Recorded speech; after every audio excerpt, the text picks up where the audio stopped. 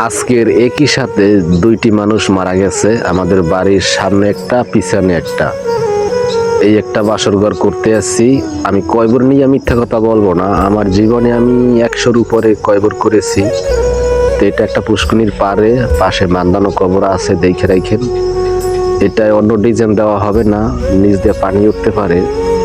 তা অনেক কষ্ট, এই খুঁটাটা হাতে নিতে 5-7 কেজি ওয়েট, অনেকক্ষণ ছাঁচতে হয়, অনেক পরিশ্রম হয়।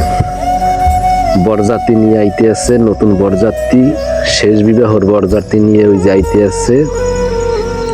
জানাজার করা শেষ। হয়তো বাড়ির আশেপাশে মারা গেলে, আমি বাড়িতে থাকলে আমার কাছে আসবে মানুষ। আমি যে একা পারি এমন না, আর অন্য মানুষ পারে, তা আমাকে সবাই একটু ভালোবাসে, আমি না ধরলে আর হয় না। এই তো বরযাত্রী এখনই নিয়ে আসবে বাসর ঘরে, শেষ বিবাহর বাসর ঘর। এই আশা সবারই হবে। এই যে আমাদের বরযাত্রী নিয়ে আইছে আমাদের কবরের পাশে, এখন বরযাত্রীকে বাসর ঘরে দেওয়া হবে। তা আমারই ধরা লাগবে, বুঝছি অনেকে ভয় পায়। একটু মাঝখান দিয়ে সামনে দিয়ে কাঁচা দিতে হবে। এই আমার কাজ দিয়ে যায় আমাদের মসজিদের ইমাম সাহেব, দেখতে আছে খাটটার করুণ অবস্থা, ধরা লাগবে, ধরছে। দুই সাইডে 2জন লোক নামছে, একজন হচ্ছে বড় জামাই, আর হচ্ছে তার নাতি, ওনার ছেলে। এই লোকটার সাইড দিয়ে ছেলে, 2টা ছেলে নামতে পারতো না, নামে নাই, যা ভালো মনে করছে, দুলাভাই আর ভাগ্নে নামছে। এই ধরলাম মাঝখান দিয়ে। এই যে শেষ চির জীবনের মনে শেষ ঘুম, সবারই ঘুমাইতে হবে, হিন্দু মুসলিম যে কোনো জাতি। সৃষ্টি যখন হয়েছেন, মৃত্যু আছে। এখন সারিবদ্ধ ভাইলে বাঁশগুলো দিয়ে, তারপরে বরফ দিতে হবে, তারপরে মাটি দিয়ে চাপা দিব। অন্য অন্য আশা পূরণ হোক বা না হোক, এই আশাটা পূরণ সবারই হবে। হয়তো এইটা মানুষ ভাবে না, ভাবলে অনেক মানুষ দিলটা তো নরম থাকতো। এই যে বরফ রেডি, সব মানুষ, অনেক মানুষজন আছে জানাজা দিয়ে চলে গেছে। এখন আর একখানে যাব, রওনা করছি, এই আর একখানে যাব। আমাকে বরিশাল বলে কোন তাইলে কি হয়, কবর খুঁজি আর মাটি মুড়ি কাটে, আমাকে বরিশাল বলে কোন, অন্য দেশে অন্য কিছু বলতে পারে।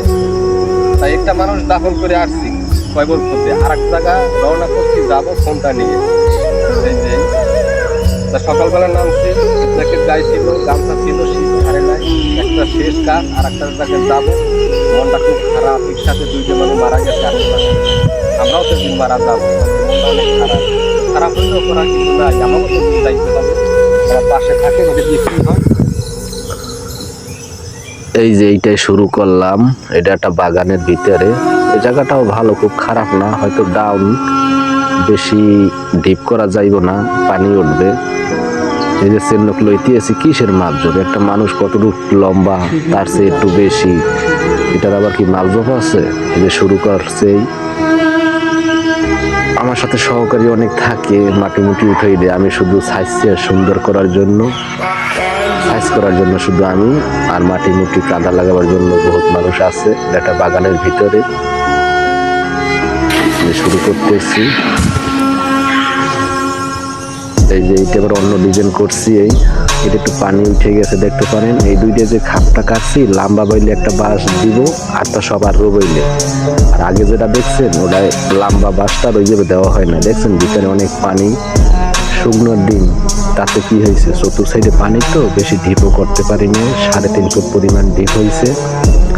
খবরটা মোটামুটি খারাপ হয় না, কিন্তু পানি উঠে গেছে, এই জন্য মিষ্টি একটু সুন্দর করতে পারি না।